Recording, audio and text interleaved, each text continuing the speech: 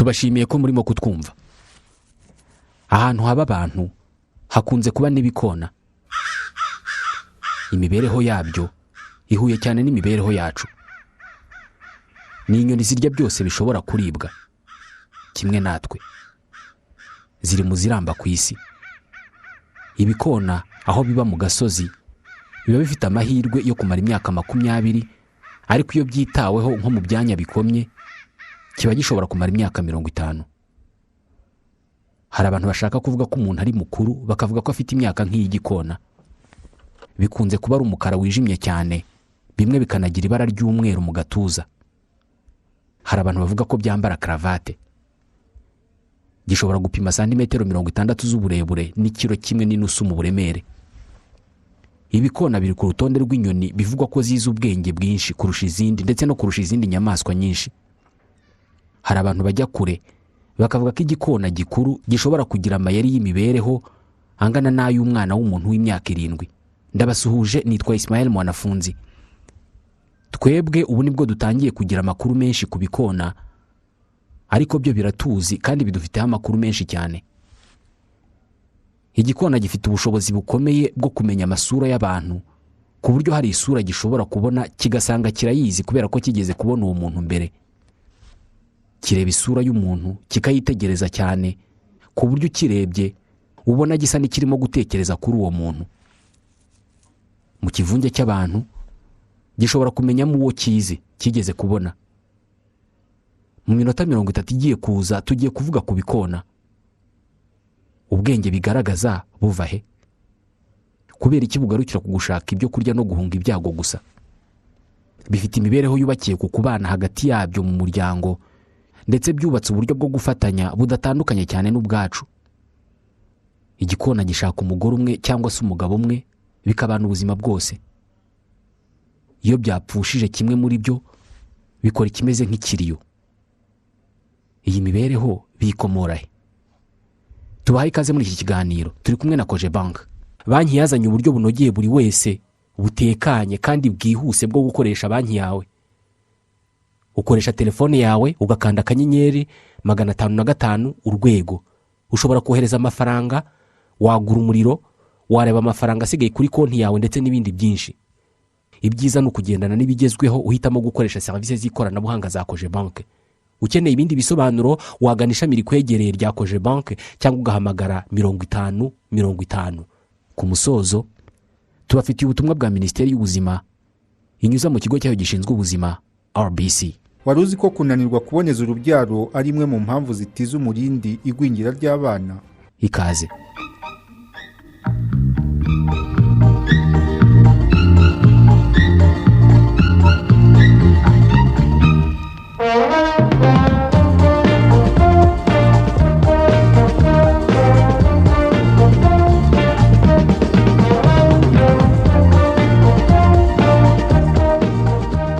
Ubushakashatsi bwamenyekanye cyane bwakorewe ku bikona bwakozwe n'abashakashatsi bo muri kaminuza ya Washington muri Seattle. Ubushakashatsi bwa mbere bwari bugamije kureba niba igikona gishobora kureba umuntu kikamumenya ku buryo ubutaha nikimubona kizamwibuka.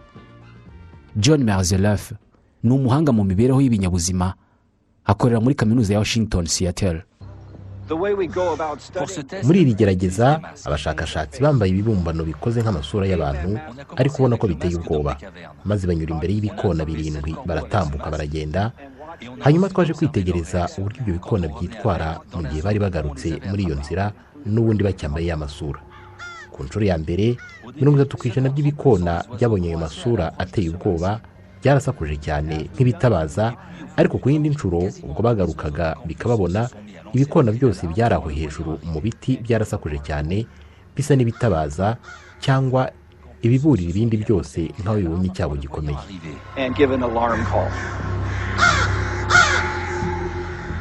Muri iyi kaminuza harimo ibihumbi by'abantu bagendagendaga, ariko ibi bikona byabashije kumenya amasura y'abantu byigeze kubona mbere. Ibi birumvikana kubera ko amaso ari mu bice by'umubiri bikora cyane ku bikona. Biba biri hejuru mu biti cyangwa se biri mu kirere biguruka, ariko bikaba bigomba no kuba bireba hasi ku butaka ahari ibyo kurya. kureba mu kivunge cy'abantu ukamenyamo umwe wigeze kubona inshuro imwe ntabwo ari ibintu byoroshye no ku bantu ubwabo. ibikona bikuru biba bifite ubwenge bwinshi. iyo umushakashatsi agifashe inshuro imwe akagikoreraho ubushakashatsi runaka, kimufata mu mutwe ku buryo kimara imyaka 2 kikibuka isura y'uwo muntu wagisagariye. Ntabwo bizi kumenya umuntu runaka mu kivunge byonyine, ahubwo bizi no guhanahana ubutumwa igihe bibonye umuntu bitekereza ko ashobora kubigirira nabi. Ku isi yose ahantu bikunda kuba ari byinshi ni muri Amerika ya ruguru. Bihakunda ku mpamvu zimwe n'izituma abantu nabo bahakunda. Abantu bakunda ahantu hagari kandi hari amashyamba, nabyo nuko. Aho biba hose biba bizi igihe abantu bazasohorera ibishingwe. Biba byarafashe mu mutwe inzira imodoka zitwara ibishingwe zinyuramo, ku buryo biba bizi igihe ibishingwe bizagendera naho bizajya. Niyo mpamvu kubimotera byinshi ibikona biba biharari byinshi kandi buri gihe. kimwe mu biranga abantu ni uko ari inyamaswa z'indya byose kandi zizi kubana hagati yazo. ibikona nabyo ni uko. muri rusange twebwe abantu ntabwo dukunda inyamaswa zifite imyitwarire n'imibereho imeze nk'iyacu. Ntabwo dukunda ibikona kuko byikunda cyane kandi bizi gushaka ahari amahirwe hose bikayakurikirana. Ikindi ni uko bikunda kwinjira mu buzima bw'abantu kandi hari ibikorwa byinshi bikorwa n'ibikona twebwe abantu tudakunda, nko kujagajaga mu bishingwe byacu. Inkuru mbi zose zahimbwe zikavuga ku bikona kuva mu myaka ya kera cyane zagumyeho kugera n'uyu munsi. Nk'urugero, muri sinema ijwi cyangwa se urusaku rw'igikona rugaragaza ko hari ikintu kibi kigiye kubaho hantu. Nyamara mu mateka no mu bitabo bitagatifu bavuga uburyo ibikona byashoboraga gukoreshwa nk'intumwa kandi bikagira umumaro ku bantu. Byose byanditse mu gitabo cy'abami muri Bibiliya yera. Turi mu kinyejana cya 9 mbere ya Yezu Kristo. Muri iki gihe igihugu cya Kanani cyari kigabanijemo ibice bibiri: ubwami bwa Yuda mu majyepfo n'ubwami bwa Isiraheli mu majyaruguru. Mu mwaka wa 874 umugabo witwaga Akab yabaye umwami wa 5 wa Isiraheli. Aza gushakana n'umukobwa witwaga Jezabel. Uyu mukobwa yari igikomangoma cyo muri Fenisi. Jezabel yasengaga imana yitwaga Bayal. Yari imana ihuzwa cyane n'inkuba, izuba, isi n'ibindi. Kigiye muri ubu bwami hahise hagaruka gusenga imana nyinshi, abantu barabiyoboka. Ariko umugabo umwe witwaga Eliya wari umuhanuzi aza kurwanya ibi bintu. Yarahagurutse ajya kureba umwami Akab, amusaba kwicuza kuwuhoraho kubera ko nibitaba ibyo ibiza bikomeye bizikubita ku bwami bwa Isiraheli. Ndahiye uhoraho imana y'Abisiraheli nkorera, ndavuze nti muri iyi myaka itaha ntihazagwa ikime cyangwa se imvura keretse mbitegetse. Niko yamubwiye. Umwami Akab yanga kumwumva. Umuhanuzi Eliya arigendera. Nyuma yaho ibyo yari yarahanuye byarabaye. Isiraheli kubitwa n'amapfa n'ibindi biza byinshi, rubandira babara. Bikiba umwami Akab yagiye gushaka umuhanuzi Eliya ngo amusabe azamusabire kuwuhoraho akureho ibyo byago, ngo araza kwemera guhinduka. Gusa ntibyakunze kubera ko uhoraho yabwiye Eliya ati va hano ujye kwihisha iruhande rw'akagezi ka Kereti kari mu burasirazuba bwa Yorodani. Uzanywa amazi y'ako kagezi kandi nzategeka ibikona bikugemurire. Ibi byagendeweho na benshi bemeza ko ibikona bifite ubwenge bwo gukoreshwa nk'intumwa. Abarebye sinema yitwa Game of Thrones barabyumva. Hari indi myizerere yasanishije ibikona n'ibyago n'inkuru mbi. Mu mijyi imwe n'imwe yo muri Amerika ya ruguru, abayobozi bagerageje kwica ibikona bakagera naho bategura amarushanwa yo kubirasa, ariko kuva barasha icyambere ibindi byose bihita bitumatumanaho bigatangira kujya bigurukira hejuru cyane mu rwego rwo gukwepa ayo masasu. Bizi kureba ibyabaye kuri mugenzi wabyo ubundi bigafatiraho amasomo. Uramutse uhagaze munsi y'igiti ukararama ukareba hejuru nk'umuntu ufite ubwoba cyangwa se utangajwe n'ibyo urimo kureba, abakubonye bose bahita barebayo nabo nubwo nta kintu cyaba kiriyo. Ni kimwe n'uko uramutse ubonye abantu babiri barimo kwiruka amasigamana nk'abahunga badahagarara kandi bagaragara nk'abafite ubwoba, haba hari amahirwe ko mwese muri bubakurikire mutanabanje kumenya icyabaye iby'amakuru muraza kubibaza nyuma. No ku bikona ntabwo bitandukanye cyane n'ibi. Iyo kimwe muri byo cyishwe cyangwa se kigakomeretswa, icyo kirere cy'aho hantu byabereye ibindi bikirinda mu gihe kitari gito. Ibi birashimangira ko ibikona bituma naho hagati yabyo. Ntabwo bihererekanya amakuru gusa, ahubwo binahererekanya ubumenyi. Nubwo ibirenga 1/2 cy'ibikona bivuka bitarenze umwaka umwe bitarapfa kubera ibibihiga byinshi mu mashyamba, ariko ibibashije kubaho bimara igihe kinini birerwa kugera bigize imyaka y'ubukure. Igikona gifite amoko arenga 250 y'amajwi atandukanye kivuza bitewe n'ubutumwa gishaka gutanga.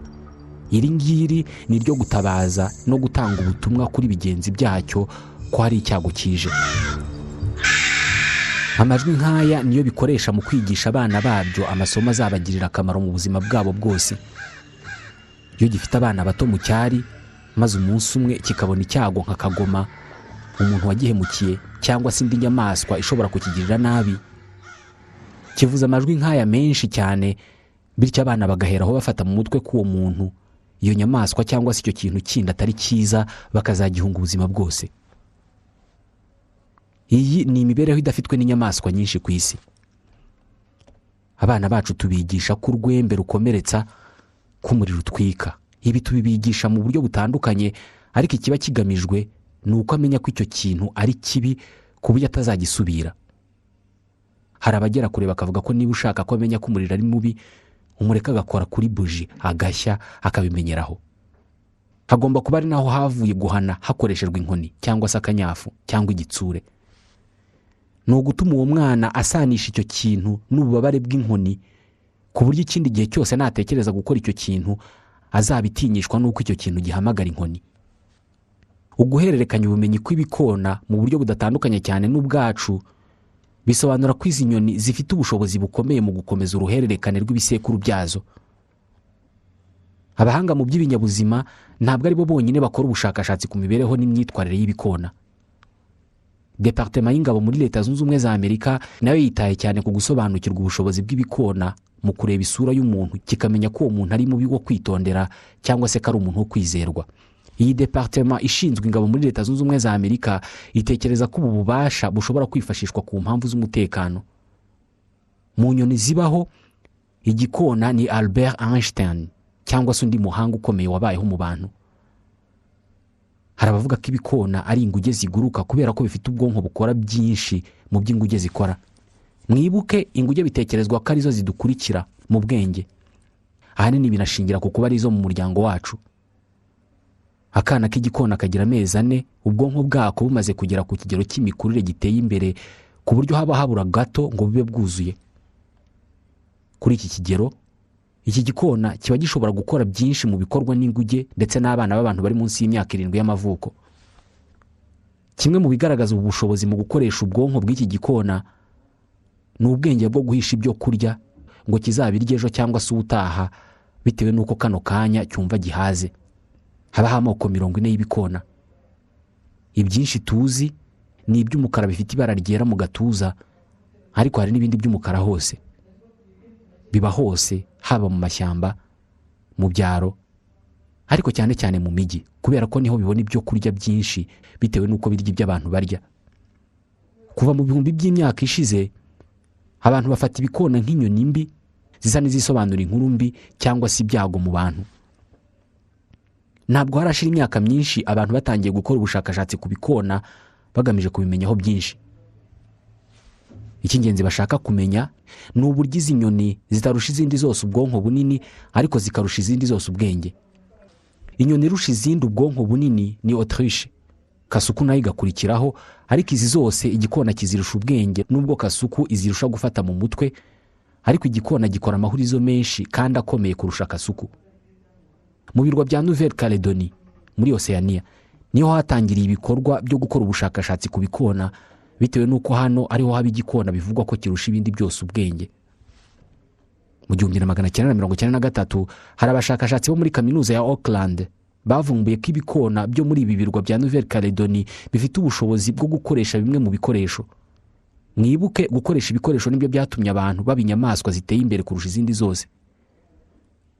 umunsi umuntu yahagaritse kwica inyamaswa akoresheje inzara n'amenyo bye, ahubwo akiga kugegena ibuye n'ibisongo akaba ari byo abagisha inyamaswa, agashobora kuvumbura umuriro akotsa iyo nyama akayirya yoroshye, nibwo yari abaye inyamaswa y'umwihariko itandukanye n'izindi zose, ari nayo mpamvu dutegeka izindi zose. Babonye uburyo ibikona bya hano byifashisha ibiti mu gukurura imbuto ziri kure aho bidashobora kugeza iminwa. Urugero, niba hari urubuto gishaka kurya kandi rukaba ruri ahantu mu kobo, kizi gushaka agati kameze nk'agakoza inkonzo kikagakoza muri ka kobo kikazamura rwa rubuto. Ibikona byo muri Nouvelle Calédonie ntabwo bizi gukoresha ibikoresho gusa, ahubwo bizi no gukora ibikoresho. Russell Gray ni umwe mu bakoze ubu bushakashatsi. Biratangaje cyane kubona igikona kinyura mu nzira zitandukanye ngo gikore igikoresho. Mbere na mbere twabonye igikona gica agashami k'igiti, ariko nabwo ntabwo cyaciye agashami kabonetse kose, ahubwo cyashatse akujuje ibiri bugifashe. Nyuma yaho cyafashe ako gashami kirakagonda ku buryo kamera nk'inkonzo aho gashobora gufatamo ikintu. Birashimishije cyane kubona inyamaswa ikoresha ingufu zingana uko mu gukora igikoresho cyo kwifashisha. Hari amoko 3 y'inyamaswa z'igasozi zishobora kwikorera ibikoresho: ni inzovu, inguge n'ibikona byo mu birwa bya Calédonie. Inyamaswa 3 mu moko miliyoni 6 y'inyamaswa z'igasozi ziba ku isi. Abantu baratangaye cyane ubwo umushakashatsi witwa Jane Goodall yagaragazaga ko inguge zishobora gukoresha ibikoresho, ariko ntabwo inguge zagaragaje ko zishobora kwikorera ibikoresho byo gukoresha. Iyi ni nayo mpamvu hari abantu bavuga ko ibikona ari inguge ziguruka. Mu magerageza atandukanye yagiye akorwa n'abashakashatsi mu birebana n'imibereho y'inyamaswa, hari aho bafashe inyama bayishyira mu gasanduku aho igikona kidashobora kugeza umunwa. Bafata agati karekare gashobora kugeraho iyo nyamiri, nako bagashyira mu kandi kazu aho igikona kitageza umunwa. Barangije bafata kandi gati kagufi bagashyira hafi aho icyo gikona kireba. Birasa n'ihurizo rifite amapfundo menshi. N'umwana w'umuntu byamusaba gutekereza cyane ngo amenye uko abigenza. Kugira ngo igikona kigere kuri ya nyama, cyanyuze muri izi nzira zose. Mbere na mbere cyarabanje cyitegereza ya nyama, kibona ntabwo gishobora kuyigeraho kandi kirayishaka. Cyarebye impande zose, kirahindukira gifata ka gati gato gishobora kugeraho, kigakoresha gikurura kandi gati karekare kari mu kazu. Kirangije gifata ka kandi karekare kigakuruza ya nyama iri mu gasanduku. Ni ugukoresha igikoresho mu gufata ikindi gikoresho cyo gufatisha ibyo kurya. Usibye twebwe abantu, inguge ndetse n'ibikona, nta yindi nyamaswa iragaragaza ko ishobora gukoresha igikoresho mu gufata ikindi gikoresho cyo gukoresha ibyo ushaka. Ibi bisaba imikorere y'ubwonko iteye imbere. Bitekerezwa ko ubushobozi bwagize umumaro ukomeye cyane mu iterambere ry'inyoko muntu, ndetse ko aribwo bwatugejeje aho tugeze uyu munsi. Igihe umuntu yashoboraga gukoresha ibuye mu kumena irindi buye kugira ngo abone irityaye ryo gukoresha mu gusongora igisongo cyo kwicisha inyamaswa, nicyo gitekerezo gisa n'ikiruta ibindi byose mu bitekerezo twagize. Iki gitekerezo cyagize akamaro kurusha ka internet. Aho biba ibikona bikuru bifite abana, nibyo biba bifite inshingano zo kugaburira abo bana babyo, ariko ntabwo ari byo byonyine bibitaho. Uyu nanone ni John Marzlaff.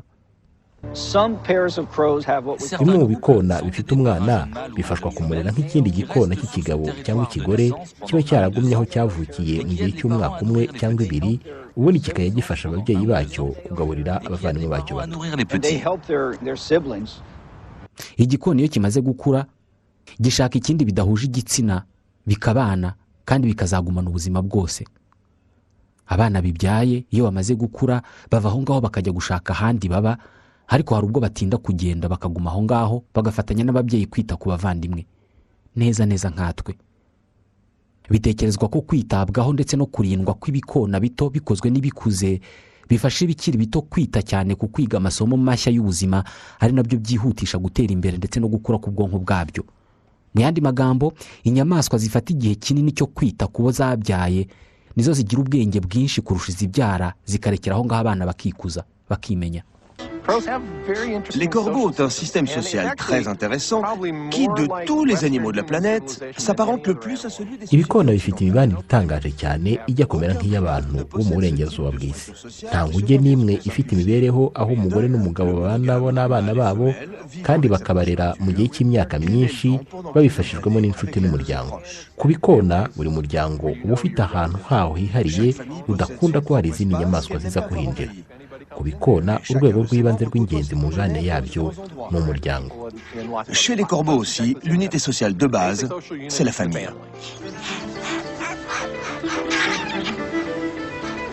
Ibikona bikuru bimara igihe kinini mu mashami y'ibiti hafi y'ibyari byabyo bireba niba nta mwanzi ushobora kuza kwibasira abana babyo. Inshuro nyinshi abana b'ibikona baba biteguye kuva mu byari by'ababyeyi babo iyo bagize ibyumweru 3 by'amavuko. Gusa buri gihe siko bigenda. Mu mijyi minini nka Tokyo, hamwe mu hatuye abantu benshi ku isi, abantu n'ibikona bategetswe gusangira imibereho.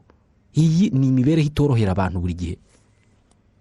Ubuyobozi bw'umujyi buhora butegura imikwabo yo gusenyera ibikona mu biti byo ku mihanda, ariyo mpamvu ibi bikona nabyo bihora bihindura ibikoresho by'ubwubatsi. Bitwara imyenda yanitse ku migozi, za portemanto ndetse n'ibindi bikoresho byose bishobora kubaka ibyari bikomeye kandi biri mu bunini bungana n'uko ibyo bikona bingana. Ibi bigaragaza uburyo ibikona bizi guhitamo imibereho bitewe n'aho biri.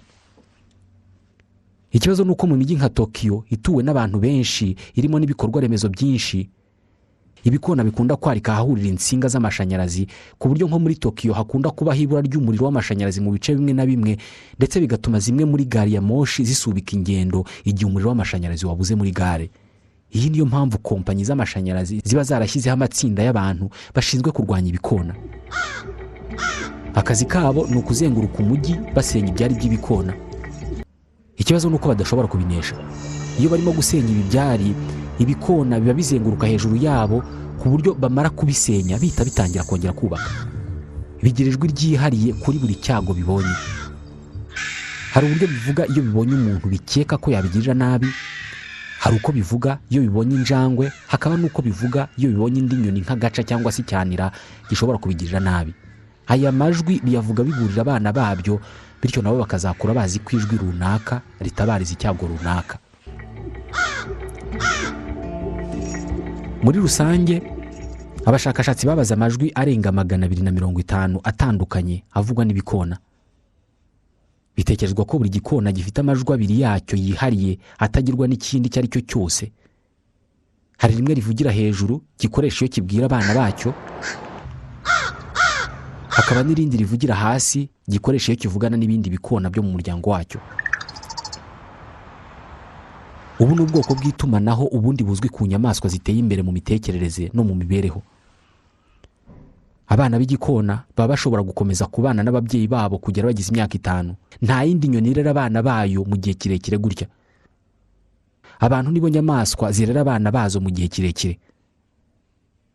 Umubyeyi w'imyaka 80 ntabwo atinya kureba igitsura umwana we w'imyaka 50. Ibi nabyo biri mu bitugira inyamaswa zirusha izindi zose ubwenge. Ikindi bitekerezwa ko kitugira abanyabwenge n'ibihangange ku isi nuko turya ibintu byose bibaho bishobora kuribwa. N'ibikona nuko nabyo birya byose. Kubaho ubuzima bugutegeka kurya amoko atandukanye y'ibiribwa bisobanura imvano y'ubwenge bwa zimwe mu nguge na zimwe mu nyoni. Kurya amoko anyuranye y'ibiribwa bituma ibice byinshi by'ubwonko bikura neza, bityo bigashobora gusesengura amakuru menshi yinjira mu bwonko. Iyi nyamaswa irya imbuto gusa, ubwo ibiza ubwoko bumwe bw'ibiribwa. Ariko kubera ko ibikona birya imboga, imbuto n'inyama, bifite ubushobozi bwo kumenya no gusobanukirwa ibi biribwa byose bigamije kumenya uburyo bwo kubirya. Kumenya uburyo bwo kurya ibiribwa runaka bisaba ubwenge bwinshi. Nk'ubu buri kiribwa cyose turya tuzi uburyo bwo kukirya. Hari ibyo duteka, hari ibyo turya bidatetse, hari ibyo twotsa, hari ibyo dutara. Ku bikona naho nuko. Nk'urugero, hari ubwoko bw'imbuto zitwa noix. Ni utubuto tuba turi mu gikono kimeze nk'urunyobwa, ariko cyo gikomeye cyane ku buryo kukirya bisaba kugihondesha ikintu nk'inyundo kugira ngo ukimene ubone akabuto k'imbere karibwa. ibikona bikunda izi mbuto cyane. Mu kuzirya kirufata mu kanwa, kikarugurukana, kikazamuka mu kirere, kikagera mu ntera runaka, kigapima uburemere bw'urwo rubuto, kikanapima intera kigezemo, kikanareba niba hasi ku butaka hari ahantu hakomeye cyangwa horoshye, ubundi cyabona hakomeye kikarurekura, rukikubita ku butaka, rukamanyuka, akabuto karibwa kakavamo, kikakagumishaho ijisho aho gatembera hose ku buryo ntawe akagitwara, ubundi kikamanuka kikagafata kikakarya. Ibikona binagera kure, bikajya mu mihanda ya kaburimbo ahari za feu rouge, bikajya birekuriza imbuto zikagwa mu muhanda muri kaburimbo, ariko bikabikora ari uko ari amatara yabaye umutuku ku buryo ibinyabiziga biba byahagaze. Imana yonyine izi igihe biba byarafashe icyo gikona ngo gitekereze, kimenye ko itara ryatse umutuku ibinyabiziga byose bitegekwa guhagarara ku buryo umuhanda uba uri nyabagendwa ku bitari ibinyabiziga. Mu nyamaswa zibaho zose, izifite imibanire iteye imbere hagati yazo nizo zizi ubwenge kurusha izindi. Ni abantu barusha izindi nyamaswa zose kubana no gukorana hagati yabo. Ni inguge zizi kubana hagati yazo zikanageraho zirera abana bazi igihe kirekire. Ni kasuku zizi kubana kugera naho zimenya kwigana amajwi y'abantu. Ni ibikona birera abana babyo kugera no ku myaka 5. Ni inzovu zibyara abana bake mu buzima ariko zikabitaho kugera bagize imyaka y'ubukure, n'izindi nyamaswa zitari nyinshi. Ibi ntabwo ari ibintu bipfa kwikora gutyo gusa, kubera ko kubana n'abandi ndetse no kubaka imibanire bisaba ubwonko bw'ikinyabuzima kubaka ubushobozi bukomeye cyane bwo kwiga no gufata mu mutwe ku rwego rwo hejuru. Nk'ibikona bikunda guhurira ahantu hamwe ari byinshi, bikaruhuka, bigasangira cyangwa se bigakina. Buri gikona muri ibyo biba biri aho, iyo kigize aho gihurira na kigenzi cyacyo hatari muri iryo tsinda, kirakibuka kandi kikibuka aho byahuriye. Ntabwo birangirira aha, ahubwo kiba kinibuka ubwoko bw'imibanire bifitanye. Ibyo nta nyamaswa yabishobora idafite ubwonko buteye imbere mu mikorere no mu mitekerereze. Iyo bapima urwego rw'imitekerereze y'inyoni nk'ibikona, bakoresha uburyo bumwe n'ubwo bakoresha mu gupima ubwenge bw'abana bato, abana b'abantu. Twebwe abantu, kimwe mu bidutandukanya n'izindi nyamaswa ni uko umuntu afite ubushobozi bwo gutekereza ukundi ashobora kuba arimo gutekereza cyangwa se yiyumva. Niyo mpamvu tuzi kubabarana n'abababaye, tukishimana n'abishimye. Ibi babyita la théorie de l'esprit. Ibi nibyo bifasha umuntu kujya ku ruhande akareba ibirimo kuba ashingiye ku byamubayeho. Abana batangira kumva ibi ngibi bashingiye ku bihano bahabwa mu miryango yabo iyo bakiri bato. Cira hanikubite. Ibi bigenda bikura uko agenda akura kugeza ubwo amenya kubabarana n'abababaye cyangwa se akishimira ko abandi bishimye no guhangayikishwa n'ibiba ku bandi. Twamaze igihe kinini dutekereza ko abantu ari bo bonyine bafite ubushobozi, ariko hari izindi nyamaswa zirimo n'ibikona nazo zifite ubushobozi. Ibi bigaragarira mu buryo ibikona bihisha ibiribwa byabyo. Gishobora gufata agace k'inyama kikagahisha ahantu, cyabona bigenzi byacyo byakibonye, kikaza kugaruka kikimura ka gace k'inyama, cyangwa se kigafata urubuto mu kanwa kigakora nkaho kiruhisha ahantu kandi mu by'ukuri cyarugumanye mu kanwa kikajya kuruhisha ahandi. Hari abashakashatsi bagiye babona ibikona bikora ikimeze nko gushyingura cyangwa se ikiriyo. Igihe hari kimwe muri byo cyapfuye, ibindi bihurira hafi y'aho cyapfiriye, bikamara umwanya munini bihazengurutse, bihagaze ahantu hamwe, bisa n'ibikoze uruziga, bicecetse nta na kimwe kivuga. Nyuma bikaza kugurukira rimwe, nabwo bicecetse nta gikoma. Naha dusoreje iki gice muri iki kiganiro. Ikiganiro tubashimira kuba mukurikira. Reka noneho tubagezeho ubutumwa bwa Minisiteri y'Ubuzima inyuza mu kigo cyayo gishinzwe ubuzima RBC. Wari uzi ko kunanirwa kuboneza urubyaro ari imwe mu mpamvu zitiza umurindi igwingira ry'abana? Umubyeyi amara amezi 9 atwite. Muri ayo mezi 9 aba ashobora gukomeza gukora akazi ke kamuteza imbere, ariko igihe kiragera akananirwa igihe yitegura kubyara. Iyo amaze kubyara aba akwiye kumara amezi 6 ya mbere umwana yabyaye atunzwe n'amashereka gusa nta kindi avangirwa. Ibi bisaba ko hari amezi runaka uyu mubyeyi amara mu gihe cy'ikiruhuko adakora, ahubwo yita ku mwana. Iyo nyuma y'igihe runaka ahise asubira mu kazi, ariko nyuma y'amezi make akongera gusama, nanone yongera kunyura muri ya nzira yanyuzemo, ku buryo ushobora gusanga mu mwaka w'amezi 12 umubyeyi akozemo amezi atarenza 4 yonyine bitewe no gusama hashize igihe gito abyaye. umwana wese aba akwiye konka nibura kugeza ku myaka 2, nubwo muri iyo myaka 2 aba agaburirwa n'ibindi. Gusa muri iyo myaka 2 iyo umubyeyi yasamyemo indi nda, umwana wa mbere aba agomba gucuka nta yandi mahitamo aba afite, imyaka 2 itaragera. Ahangaha imirire mibi bitangiye. Mu mwaka wa 2015 Minisiteri y'Ubuzima yakoze ubushakashatsi bwagaragaje ko icyo gihe 87% by'ababyeyi mu Rwanda ari bo bonsaga abana kugeza ku mezi 6 nta kintu baravangirwa. Ariko nyuma y'icyo gihe byagaragaye ko ababyeyi batereranaga abana bakibasirwa n'imirire mibi. Ubwo bushakashatsi bwagaragaje ko 38% by'abana bari baragwingiye bari barabitewe n'uko nyuma y'amezi 6 nta mfashabera ababyeyi babahaga, ndetse n'abayibahaga yabaga itujuje intungamubiri. Birasa naho bigora ababyeyi kwita ku mwana muto uko bikwiye igihe afite bakuru be nabo bagomba kwitabwaho. Ubusanzwe ubukungu n'imibereho myiza by'igihugu bituruka ku mibereho y'abaturage b'icyo gihugu. Uvuze imibereho myiza y'abatuye igihugu abavuze imirire ikwiye kandi yuzuye. Buri mwaka nibura hari abana miliyoni 3 bapfa bazize imirire mibi mu isi yose. Aba ni hafi 1/2 cy'abana bose bapfa buri mwaka. Ikigo cya Leta Zunze Ubumwe za Amerika gishinzwe iterambere mpuzamahanga kivuga ko igihugu gishoye imari n'ingufu mu kunoza imirire y'abana kiba gifite nibura amahirwe yo kongera 11% ku musaruro mbumbe w'igihugu wa buri mwaka wacyo. Iki kigo cyemeza ko bumwe mu buryo bwo guteza imbere imirire y'abana cyane cyane mu bihugu bya Afurika n'ibya Aziya ari uguteza imbere gahunda zo kuboneza urubyaro ku bushake ku babyeyi. Kuboneza urubyaro bisobanuye kubyara umubare w'abana ushaka kandi mu gihe ushaka. Babara ko nibura 4 mu bana 10 bavuka mu bihugu bikennye baba ari abana batateganijwe, bivuze ko umubyeyi asama inda atarabiteguye. Ibi bigasobanura ko ashobora kuba atanafite ubushobozi bwo kuzita kuri uwo mwana. Ibi kandi bigasobanura ko uwo mwana afite ibyago byo kuzagira imirire mibi no kugwingira. Ngaha hava za mfu miliyoni 3 z'abana buri mwaka bazize imirire mibi. Umuryango mpuzamahanga ushinzwe ubuzima ubara ko nibura umubyeyi yagategereje imyaka 2 hagati yo kubyara umwana uheruka no kumukurikiza. Iyo bitagenze uko haba hari ibyago ko umwana uheruka azagira ikibazo cy'imirire mibi no kugwingira. Umubyeyi usamye inda mu gihe atarashira imyaka 2 abyaye, umubiri we uba utararuhuka neza ngo agire ingufu n'intungamubiri zihagije zo kuzatunga undi mwana. Izi mpamvu kimwe n'izindi nyinshi nizo zituma Minisiteri y'Ubuzima yemeza ko kunanirwa kuboneza urubyaro ari imwe mu mpamvu ziteza umurindi gwingira ry'abana.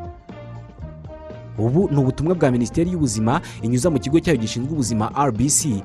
Ni nta dusoreje ikiganiro roziko cyo kuri uyu munsi. Nitwa Ismael Mwanafunzi. Ndabashimiye.